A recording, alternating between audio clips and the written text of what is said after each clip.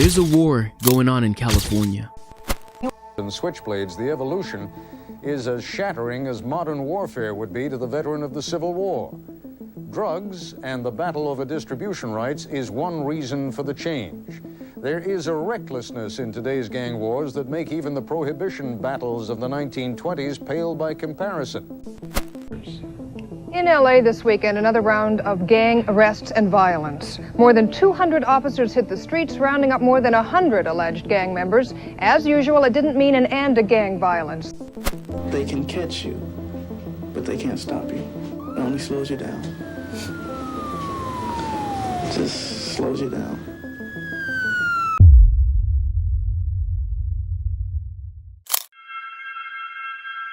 Boys are turned into men by bullets and funerals. Mothers weep on a daily basis while young black men and women grow up without their fathers, as they are either dead or incarcerated. A continuous loop of black on black violence, unemployment, and drug abuse. This is life in South Central LA. Surrounded by the California dream, South Central streets have a history of producing the worst cases of civil unrest. Not once, but twice. From the Watts riots of 1965 to the LA riots of 1992. In between all the chaos and bloodshed lies the two most infamous African-American gangs on American soil, the Crips and the Bloods.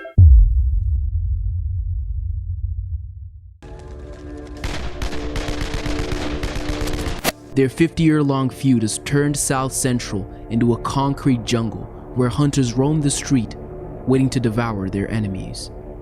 If you're not repping the same street as a certain gang, whether Blood or Crip, well, my friend, you're as good as dead. The funny thing is, life wasn't always this way in South LA. Hi, my name is Jeff Truman, and I welcome you to this 3-part series that I call The War in Cali.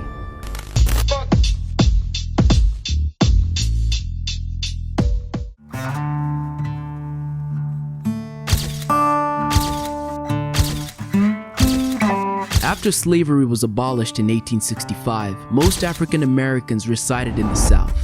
World War II, however, ushered in a radical change in African American history.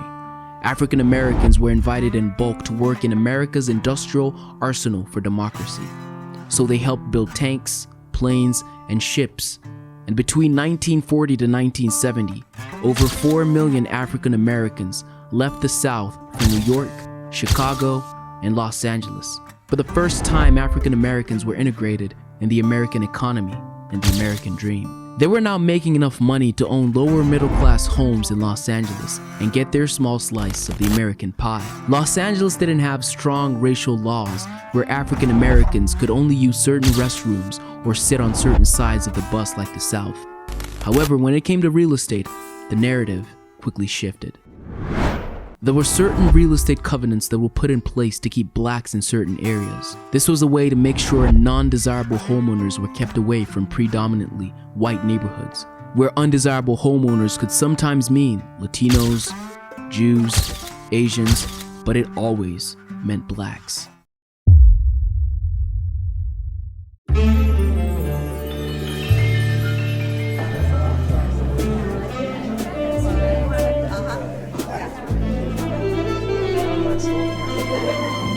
Like they say, when life gives you lemons, you make lemonade. So the black people of South Los Angeles transformed their area into a booming social hub, where Central Avenue developed into a melting pot of jazz clubs and black-owned businesses. After World War II, Los Angeles adopted its war factories into automotive factories, where companies like Ford, GM, Goodyear, and Firestone established factories in South Los Angeles. This ushered in a time of black prosperity, where black people were buying cars, homes, and some were even sending their kids to college. It was a grand time to be a working class African American. Then, it went bad.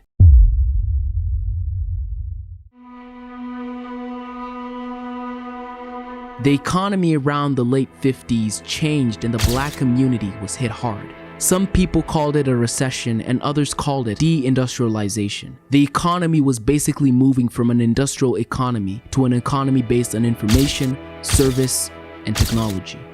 Black people found it hard to get jobs after all the factories closed down in the late 60s. Due to the lack of proper education and skill, the African American demographic could not fit into these new wave of jobs created by the change. Jobs like aerospace. On the other hand, black people didn't find the desire to work in low-income jobs like hotel cleanup or sweatshops in downtown LA because they believed that those weren't jobs fit for Americans. So began the increase of unemployment and the rise of civil unrest in Los Angeles, fueled by fear, anger, bitterness, and racial discrimination. Black children who grew up in LA in the 50s and 60s were racially segregated, in that they couldn't join clubs like the Boy Scouts or any other organized activity because of the color of their skin. So they formed their own clubs, with names like the Businessmen, the Gladiators, and the Slossons. The Slossons would later evolve into what many would consider as the first African American gang. Black boys and girls looking for inclusivity and identity joined these groups to pass time and interact with other black kids their own age. The LAPD, however, didn't like these clubs or black people in white parts of South LA, and Alameda Boulevard was the white curtain that separated Watts from the white neighborhoods of Linwood and Southgate. For a black person, these areas were off limits.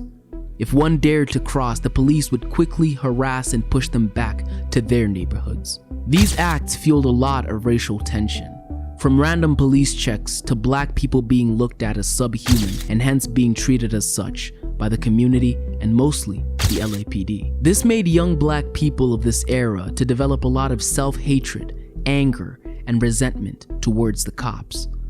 The fact that every black man or woman looked like a potential suspect to a crime and an easy target for the police to bully. This was the ticking time bomb that soon erupted on August 11, 1965. A 21-year-old man by the name of Marquette Fry was pulled over in suspicion of driving under the influence of alcohol. The police decided to impound Fry's car, and his mother, who owned the car, joined the growing crowd who, along with her mother, felt the cops were being racist towards Fry. A fight broke out, and reinforcements were called in. Fry, his brother Ronald, and his mother Rena were taken into custody. The crowd grew restless, and 1,000 Watts residents took to the streets, and all hell broke loose. After more than 29 arrests, the following Thursday grew quiet, but tense. Go in your homes, please go in your homes. And at 2 p.m., a press conference was held at the neighborhood rec center by community leaders, elected official, the LAPD, the media, and Marquette's mother, Rena Fry. The conclusion was simple. A bigger riot was coming the same night, whether people liked it or not. Groups of African Americans filled the streets that afternoon, but this time they were facing over 200 police officers. The riot began, and it caused chaos that the city was not prepared for. By Friday morning, more cops were called in, and the media dubbed it a full-scale riot. Businesses were burnt down, the streets were filled with bricks and policemen fighting for their lives in an effort to restore order. Then 16,000 National Guards were brought to assist in defusing the situation. This action turned Watts into a free fire zone, where people could get shot for taking the wrong turn, and looters were shot and killed for looting simple items such as cases of beer. Which begs the question, was a case of beer worth more than a black man's life? The Watts riots lasted for 5 days, and it sent a message to the world, unmasking the racial cries happening in the United States and the Sunshine State of Los Angeles. However, the riots brought positive change in the black community. Black organizations were formed like the Black Panther movement, where black organizations had one goal, and that's to bring change from within the black community and increase black pride. These positive movements brought about programs like neighborhood restoration, free breakfast, and political awareness and activism. Young black men and women were busy trying to build their own American dream in order to have a future and break the bonds of poverty and ridicule. And slowly it started to have an impact, and every black man and woman was raising their fist to symbolize black power. Then the FBI was involved, and Director John Edgar Hoover of the FBI didn't like it. In now declassified FBI documents, Hoover launched a covert counterintelligence operation against the Black Panthers, an organization that he dubbed was the greatest threat to America's internal security. In a few years, Black Panther leaders were either killed, arrested, and faced lengthy jail sentences, but that was only the beginning.